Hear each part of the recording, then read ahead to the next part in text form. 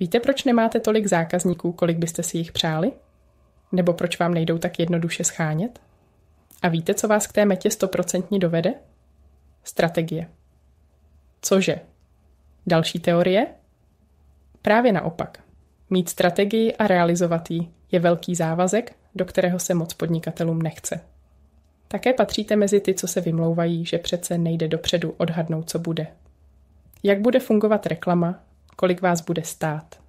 Jak budou zákazníci reagovat na vaši nabídku? Jaké budete mít výdaje a podobně?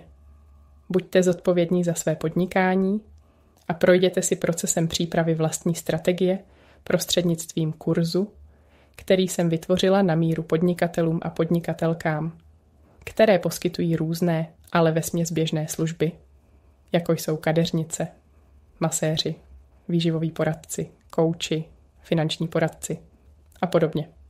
Respektive jsem jej nevytvořila já, ale skutečná Renata, vaše marketačka. Já jsem její avatarka a kurzem vás dovedu až k realizaci strategie v praxi. Ano, v praxi. V 5 navazujících blocích si postupně zpracujete úkoly s pomocí pracovních listů a ukázek z praxe, což jsou zároveň i dílky funkční strategie. Proces přípravy strategie ráda přirovnávám k hubnoucímu plánu. Také se na začátek zvážíte a změříte. Ti zodpovědnější si nechají udělat i analýzu svého zdravotního stavu. Vysníte si výsledek v podobě shozených kil, ubraných centimetrů nebo přímo podobu vašeho těla. Zvolíte si, jak na to půjdete. Třeba, že budete pravidelně běhat, protože víte, že tato aktivita na vás funguje a vlastně by vás i běhat bavilo. Vymyslíte jídelníček nebo najdete dodavatele krabičkové diety. Taky už víte, že za týden se zázrak nestane a tak si načrtnete optimální plán, jak by vám to hubnutí mělo jít a do plavek jste to tak akorát stihli.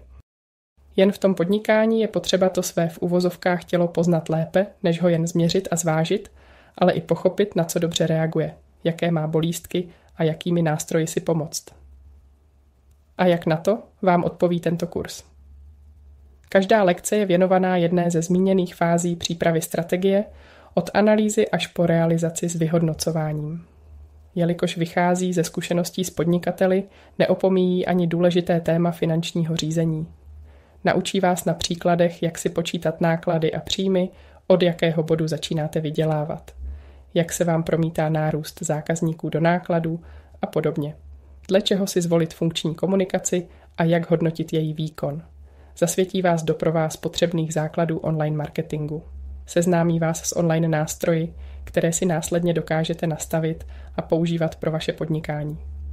Vysvětlí potřebné pojmy, aby vás žádná agentura netahala za fusekly, ale hlavně, aby vám podnikání začalo přinášet to, co si přejete a to, co nejjednodušeji. Teď už víte, že strategie není zbytečná teorie, ale nezbytný plán, který vám pomůže podnikat chytře a efektivně. Otázka je, pustíte se do toho hned, nebo budete dál tápat? Kurz vám dá jasný postup, jak si vše krok za krokem nastavit. V každé lekci si prakticky zpracujete část své strategie, takže na konci neodejdete jen s poznámkami, ale s hotovým plánem, jak na to. Podnikání není o čekání, ale o akci. Pojďte do akce do mého kurzu Marketingová strategie pro podnikatele.